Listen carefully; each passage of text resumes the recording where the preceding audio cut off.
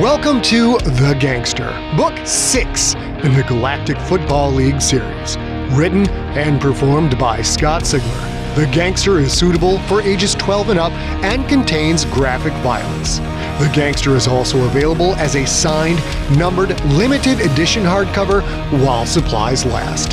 To order, go to scottsigler.com/store.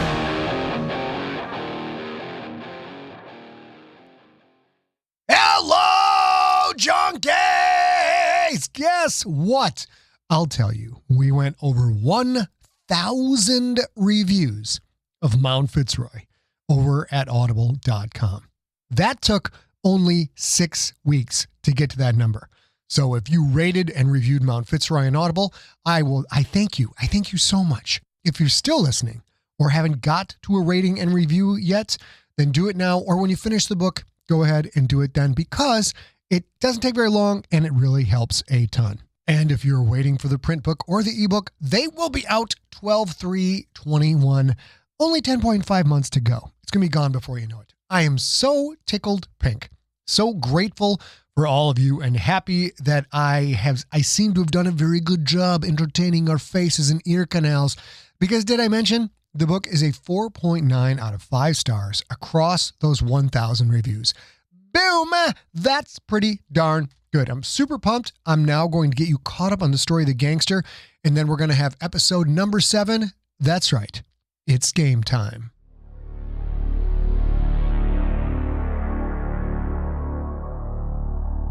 Previously on The Gangster. The Krakens have gathered in the subterranean city of Harlan for Hokor the Hook Chest's solidity ceremony. The being that led them to a pair of T1 championships is no more. Quentin, Becca, Chodo, and all their teammates prepare to say goodbye.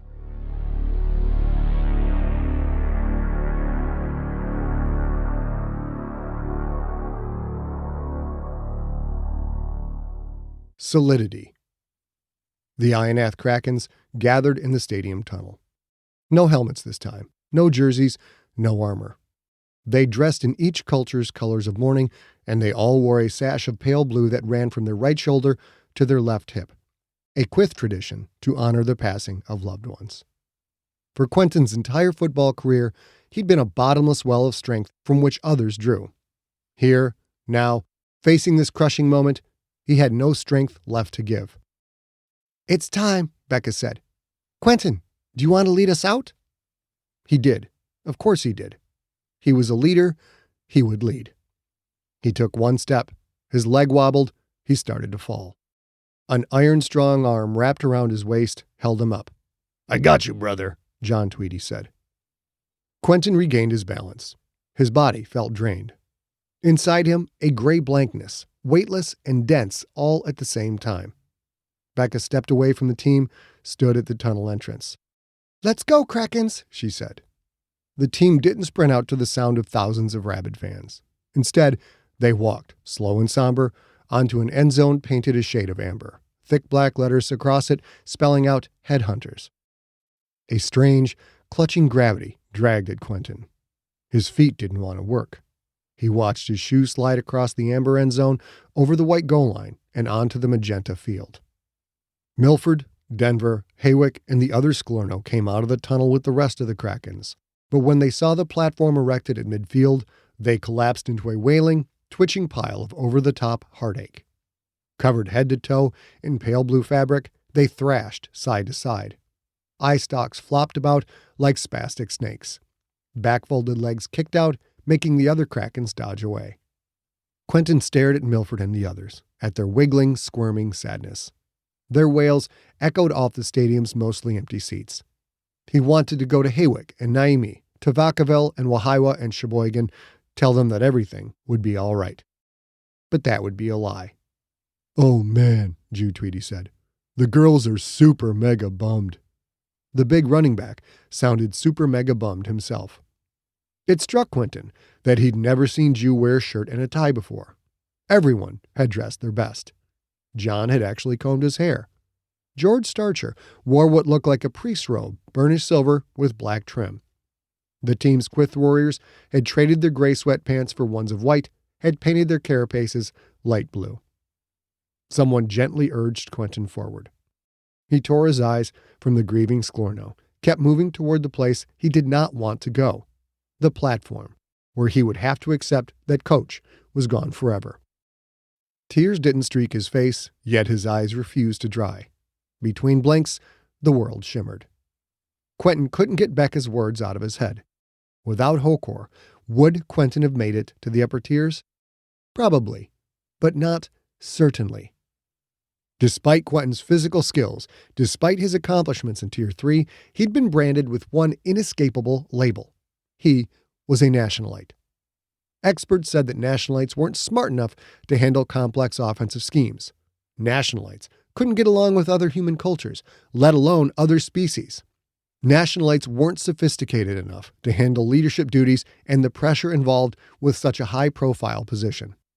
Oh, sure, nationalites could scramble. They were big and fast and strong, but they didn't have the intangibles that made a real field general.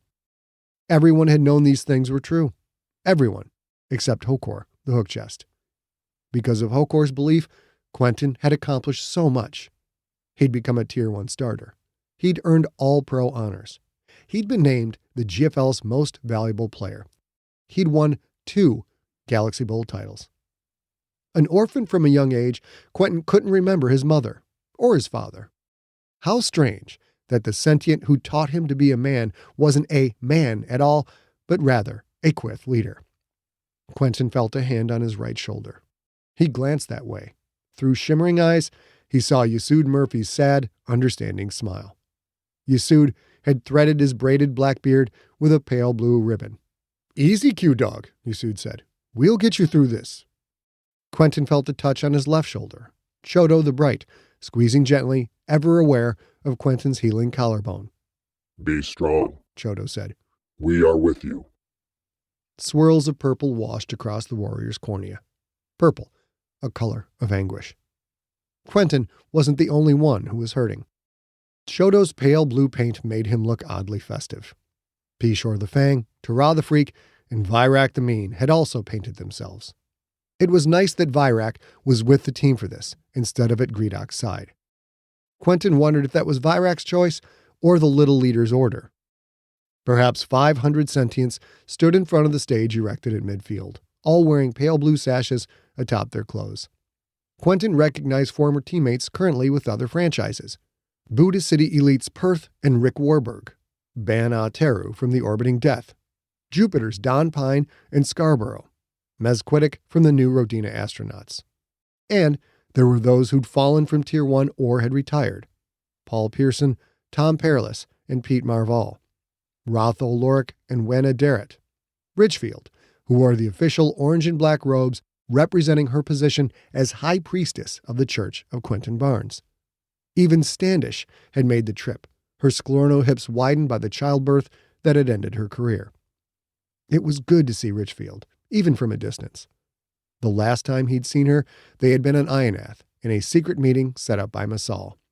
She lived in Ionath City, ran the church from there. It was close to the Godling, but Quentin never visited her. He told himself that was because he wanted nothing to do with the church. But in truth, there never seemed to be time, even to visit an ex-teammate who lived in the same city he did. Richfield, along with high-ranking COQB members Hoyt Bogard and Who Love Q, had helped Quentin create the schism that divided his church into smaller sects. That division got the CMR off his back. To think the CMR had considered killing him because other sentients made the weird decision to worship him like High One himself? So strange. Yes, the schism had freed Quentin from the threat of the CMR's outsized retaliation, but the story had set Sandoval on a deadly course. If Quentin hadn't done that, would Coach still be alive? Yes, but Quentin might be dead. Was one outcome better than the other? The leader had been a hard coach. He'd rarely shown any emotion other than anger. He'd done little to demonstrate that he cared about his players, and yet here they all were, showing their respect. Commissioner Frost hadn't exaggerated about safety for the event. Everywhere one looked, one saw white-clad GFL security forces. Sklorno in power armor standing along the sidelines. Hurrah flying overhead. visibly armed Quyth warriors, humans, and heavy G in the stands. The stadium's seats and support structures gleamed a light amber, the color of the crystalline organism that made up most of the city's buildings. The place could hold perhaps 33,000 fans, a far cry from Ionath Stadium's capacity of 180,000. That was Tier 3 for you. Smaller stadiums, a smaller stage. Past Harlan Garden's top rows, Quentin saw amber skyscrapers and the long, shallow arches that connected the city's buildings. He'd been to OS1 and OS2, seen the wild, nigh uncontrollable crystalline tangles produced by the microscopic organisms that grew buildings, bridges, streets, city domes, even stadiums like this one. In OS1, the buildings and tangles were blue. In OS2, green. Here, though, there were no tangles, no army of spider-like crawlers cutting back the ever-growing material. Maybe by the third try, the Quyth had perfected the technology. It made him wonder why there wasn't an OS4. He wiped his eyes, adjusted his sash, focused on putting his heartbreak in place. He had to set an example for those who walked with him. For Becca, John, Ju, and Shoto, of course, but also for the rest of the Krakens. Humans Yotaro Kobayasho and Samuel Darkeye, Cliff Frost, Alexander Michnik, and their long-armed Heavy G teammates. The flowing, walking X-forms of Cormorant Bumberpuff, Katzenbaum Weasley, and the other Prowat. Mumo Killowy, Shoto Thicket, and the rest of the key linemen, massive sentients with 6 legs and 4 arms. The crowd parted, allowing Quentin and his teammates to stand at the platform's edge. On the platform, a speaker's podium and a squat white pillar topped with a white cushion. Resting on that cushion, a dark blue gemstone the size of a golf ball. All that remained of Hokor, the hook chest. Fro stood next to the pillar, as did Greedock the Splithead and a Quyth Leader with olive-colored fur. Charlton, the Moral, Lord Governor of the Quyth Concordia. Charlton wore even more jewelry than Greedock, which Quentin wouldn't have thought possible before that moment. Quentin stared at the dark blue gem. Emotional gravity again pulled at him. He gripped the platform's edge to keep from falling. It would all be over soon, but until then, he had to stand on his own 2 feet, not let his weakness dishonor Hokor's memory. Commissioner Fro stepped to the podium. He wore his normal white shirt and red tie, but he'd added a blue jacket with the GFL logo stitched on the left breast. "Good afternoon," Fro's speaker-film amplified voice echoed through the stadium. "Welcome to the final solidity ceremony of Hokor the Hook Chest." The commissioner paused, seemed to gather himself for a moment. Was this hard on him as well? "In Hokor's last 2 seasons, the Ionath Krakens won back-to-back Galaxy Bowl titles," Frost said. "Winning 1 championship is a major accomplishment. Winning 2 is extraordinary. Through my many interactions with Hokor, I came to understand things about him that he rarely said out loud. He was proud to be the head coach of the Krakens. Above and beyond that, he was proud of his players." The words intensified the lump in Quentin's throat, made the world shimmer anew. He wasn't alone. Around him, he heard coughs, throats clearing, and a few sobs from his human and Heavy G teammates. Strange, sad noises from the Key and the Quyth. Behind it all, Quentin heard the distant echo of Denver and the wailing Sklorno. Fros continued. "The last time Hokor and I spoke, I asked him what he thought would define his legacy. He told me, without a moment's hesitation, that his greatest accomplishment was finding a way to make his players come together as a team." More sounds of mourning from the Krakens. The commissioner's words magnified their raw emotions. Just a hint that Coach had actually cared made this even harder. Quentin closed his eyes. He pressed his lips together, fought against the coming tears. "Now, we will hear from the sentient who knew Hokor better than anyone else, his Shamakath, Greedock the Splithead." The crowd applauded politely. Greedock stepped to the podium. Quentin gripped the platform's edge. He would not applaud. The coward Greedock lived while the brave Hokor did not. As much as Quentin had loved Hokor, something Quentin finally accepted, he hated Greedock even more. Greedock was a threat to all Quentin held dear. Someday, perhaps soon, Quentin would have to deal with the splithead. Gem-studded necklaces rested atop Greedock's pale blue sash. Bracelets gleamed. The leader's lustrous black fur seemed to catch the stadium's amber light. He gazed out across the gathered crowd. The bastard actually managed to look magnanimous. Hokor was an exceptional vassal. Some wonder why I ordered Hokor's final solidity ceremony to be here, why his stone will not be kept at Ionath. There is no need for it there, as Ionath Stadium houses the true talismans of his greatness. Galaxy Bowl trophies that immortalize him even beyond the eternal existence of a diamond. Inside Quentin, seething anger replaced draining grief.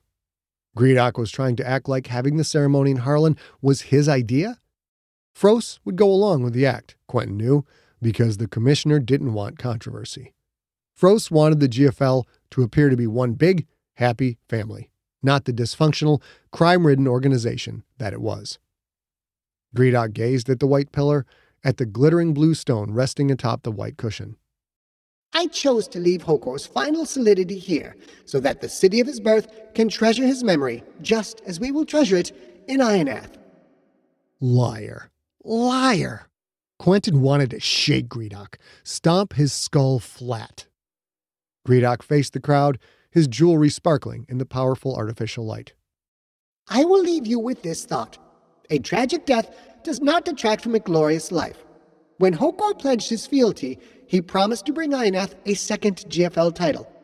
He delivered, but that was not enough for him to express his devotion to me.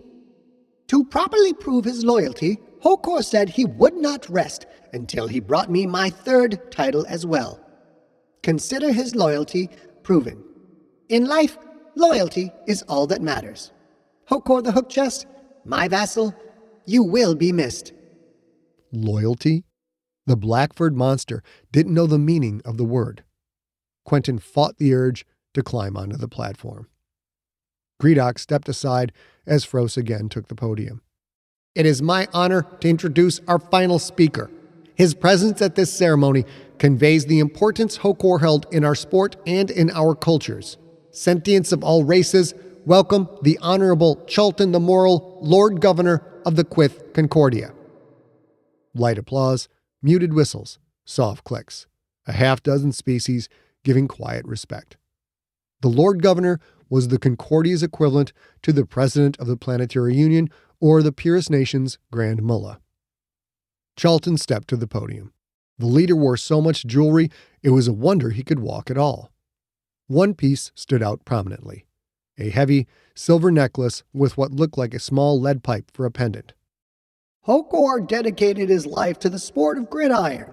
Therefore, I will speak in English, the language of the sport. That way, the billions of sentients who held Hokor in high regard can follow along, because he was more than just a citizen of the Concordia, more than just a Quyth Leader. He was an icon of our galaxy. Something about the Lord Governor held Quentin's focus. 500 or so sentients on the field, yet Quentin felt Charlton was speaking directly to him. Quentin imagined everyone in attendance felt the same way. It wasn't hard to see why Charlton had become the leader of 170 billion Concordia citizens. The sport of gridiron has a rich history. I quote an ancient philosopher coach, a human who was integral to the sport's earliest days. This philosopher said, "Football is a great deal like life in that it teaches work, sacrifice, perseverance, competitive drive, selflessness, and respect for authority is the price that each and every one of us must pay to achieve any goal that is worthwhile." Quentin recognized the quote. It was from Vince Lombardi. No wonder Charlton chose it. Respect for authority was the basis of the Quyth culture of the entire species. Whether it be a conscious choice or a biological drive, the Quyth obeyed. Hokor first learned those lessons, and then he taught them. But it's another quote by the same ancient human that I think better summarizes the hook chest career. The philosopher said, "The greatest accomplishment is not in never falling, but in rising again after you fall." how well that applies to Hokor. When he became the coach of the Jupiter Jacks, his tenure lasted a single season. He was fired, yet he did not quit the game. He did not abandon his quest for glory. Charlton paused. The leader glanced at the cobalt blue stone resting on the white cushion. Quentin wondered if the pause was genuine, the Lord Governor thinking over his words, or just the affectation of an experienced politician. Hokor started over as the coach of Ionath, Charlton said, again facing the crowd. Slowly, inexorably, he pursued his goal. First, he found his true Shamakath. Charlton pointed a Pettypel Pand at Greedock. Then, he built his team. The Lord Governor took in the Krakens with a sweeping gesture. And, finally, he found his quarterback. Quentin felt a surge of embarrassment. This wasn't about him. When it came to football, everything seemed to be about him. In his younger days, he'd relished the attention, craved it. But that was before he'd learned to be more than an individual, before he'd learned to be part of a team. Perhaps success was inevitable for Hokor. The hook chest would not stop. He would not accept anything less than a Tier 1 title.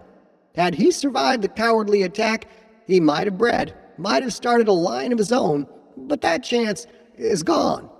His energy has passed. Only his solidity remains.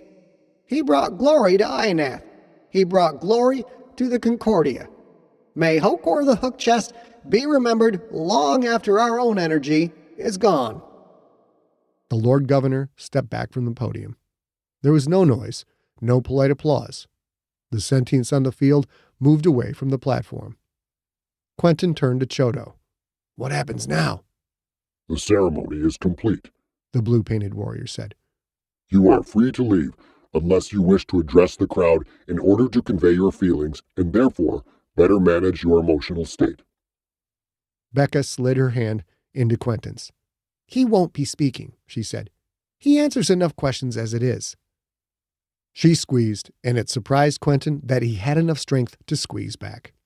Strength seemed to flow from her straight into him. He could get through this. He could make it off this field without breaking down. His Valkyrie would help him. Thank you, Quentin said to Chodo, then said the same thing to George, to Josh Athanas, to Tara the Freak, to Trevor Haney, to the teammates who had all stood close to him, shoring him up when he could barely stand on his own. He tried to say the same thing to John and Jew, but they hugged him instead, their powerful arms squeezing him tight. Bro, I'm so super sad. Coach was mega. Mega, Jew said. John ruffled Quentin's hair. I'm sad, but I'll be happy soon.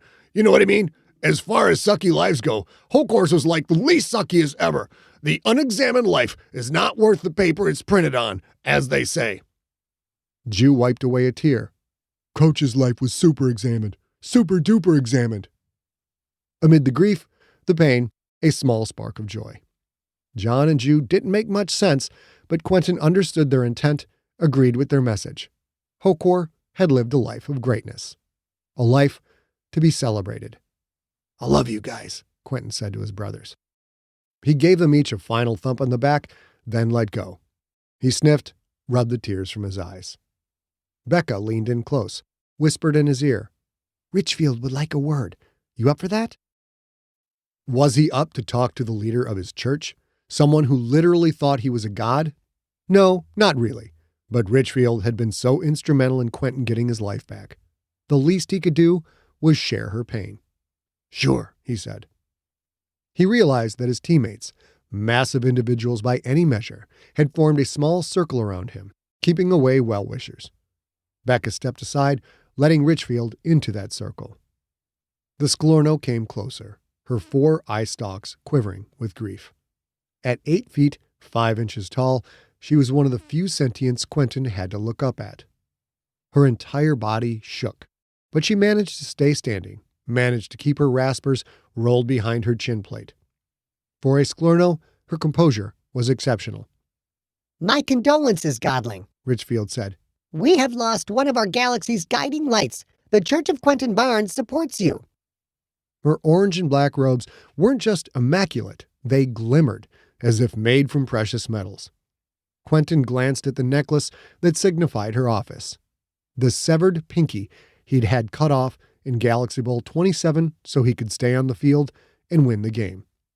The shriveled finger looked like a gnarled tree branch dipped in gold. But there was more to the necklace than had been there before. The chain was thicker, gleaming links of gold, platinum, and gyprydium, each link engraved with glowing pink lines of chisonite, a substance Quentin had heard was one of the most expensive materials in the galaxy. "Thank you," Quentin said. "You must be hurting as well." Yes, Godling. I miss Coach already.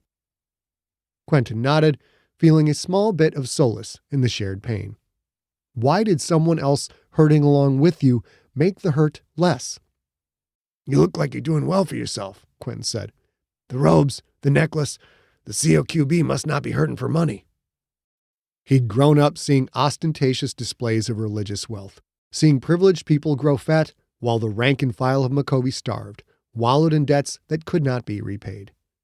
He loved High One, but hated religion. To see Richfield adorned with such trappings sickened him. He'd meant his words to cut, slightly, to subtly remind Richfield that worship was supposed to be about the message, not material possessions, but she'd missed his tone completely. Yes, Richfield said. Our advertising on the Galaxy's Greatest Sports Show brought in many donations. Then donations increased 1,000-fold as the glorious, holy, undefeated season progressed, and another 1,000-fold after you miraculously rose from the dead to lead the Krakens to glory. Rose from the dead? Richfield leaned closer. The false media did not report your death in the touchback explosion, but your faithful realized the truth. The church has so many funds now, Godling. Millions and millions and glorious millions. Does the Godling need funds? Anything the Godling needs, I will provide. What he needed wasn't something money could buy. What he needed was for Hokor to actually come back from the dead. But that wasn't how things worked. If Richfield was becoming just as bad as the mullahs, that wasn't something Quentin could deal with at the moment. "It was good to see you," Quentin said. "I have to go." Richfield bowed deeply, a graceful move that folded her trunk in half. The gilded pinky touched the magenta turf. She stood, walked out of the circle of friends that closed behind her. Becca again took Quentin's hand. Together, they walked toward the end zone and the tunnel that would lead them out of the stadium. The moving circle of friends stopped. In front of John Tweedy stood a worker wearing a dark gray uniform, as immaculate and wrinkle-free as Masal's clothes always were. The worker swiped his left pedipalp hand over his antennae, the Quyth gesture of polite deference. "Elder Barnes, I am Mondel the Appeasing, honored assistant to Charlton the Moral. My apologies for addressing you at this emotional time, but the Lord Governor would like to personally offer his condolences." The shock of the comment cut through Quentin's grief. "The Lord Governor wants to talk to me?" "That is correct, Elder Barnes." Becca again whispered in Quentin's ear. "Don't be surprised. You led a Quyth team to a pair of championships. Charlton is a politician.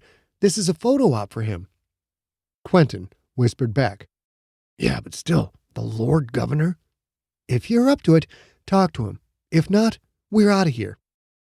He'd met one head of state, Petra Prawat, the leader, or creator, or ruler, he still wasn't sure, of the Prawat Jihad. But this was different. Quentin was a legal citizen of the Concordia. He no longer had any ties to the Purist Nation. The Concordia was his home. Despite the ache in his chest, despite the fact that he wanted to sleep for days, Quentin couldn't bring himself to disrespect a request from the Lord Governor himself. "Thank you, Mondel," Quentin said. "I'd be honored." "Please follow me." Mondel led him back to the platform. 3 solid warriors melted out of the crowd, falling in behind and at their sides. Quentin knew those warriors would take him out if he made any hostile move toward the Lord Governor. Quentin glanced at the warrior walking on his right, saw Becca and Shoto keeping pace. To the left, another warrior, and past him, John and Jew, faces hard and focused. A quick peek back at the third warrior. Bumberpuff and Shoto Thicket were right behind him. The Lord Governor had bodyguards. So did Quentin. The 3 warrior guards stopped at the platform's edge, turning back to face Quentin's teammates, sending a clear yet subtle signal that the Kraken's players were to go no further. John and the others stood there, ready to act if need be. Quentin felt self-conscious at his teammates' imposing presence. He also felt honored, knowing they would defend him without a moment's hesitation. Quentin followed Mondel onto the platform. "Please wait here a moment," the worker said. Quentin found himself standing next to the white pillar, next to the dark blue stone that had been his coach. Hokor's energy, gone. Quentin's own piece of Hokor, the championship ring, was on the Hypatia, in a hidden compartment built by the Portath. When someone was gone, they were gone. All the things left unsaid remained unsaid. Quentin hadn't realized how much he'd loved Hokor. If he'd told Hokor, would it have mattered? Coach had died for him. Of course it would have mattered. It sheared Quentin's worldview. He could die for someone, for his teammates, for Becca, but that someone would die for him? 2 + 2 = 5, it didn't click. He looked out across the field, saw the sentients moving toward the tunnel, the various exits. And there, in the stands, a massive heavy G. Michael Kimberlin, standing alone. He hadn't been with the team. Why? Because he'd been in the guild and Quentin knew. Hesitantly, Big Mike raised a hand, a half-hearted, unconfident wave at Quentin. Mondel walked across the platform, followed by the Lord Governor of the Quyth Concordia. Elder Barnes, Charlton said. I am sorry for your loss. Quentin looked back to Mike. The man was walking away toward an exit, his back turned. Too late to wave back. Did Quentin even want to give her a gesture of friendship, of familiarity? He didn't know. Elder Barnes? The leader of the Quyth Concordia, using that maddening honorific. Quentin needed to focus his attention on this sentient. Please, call me Quentin. Very well, Charlton said. Quentin. Up close, it was easy to see the strands of white lining the olive-green fur, a sign of old age not dissimilar to gray hair in humans. Charlton seemed an ancient, brittle thing. The Lord Governor waited. Quentin remembered Quyth protocol. He was supposed to kneel. It wasn't a gesture of subservience, as it was in some human cultures, but rather common courtesy, so that a 3-foot-high sentient didn't have to stare up at one who stood 7 feet tall. As soon as Quentin's knee touched the platform, memories rushed in. How many times had he gotten down on one knee to talk to Hokor?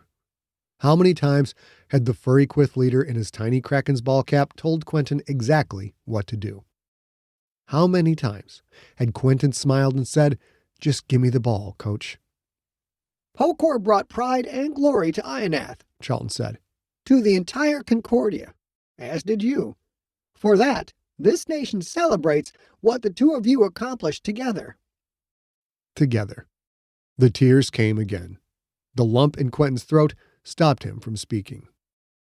He was distantly aware of the cameras aimed his way.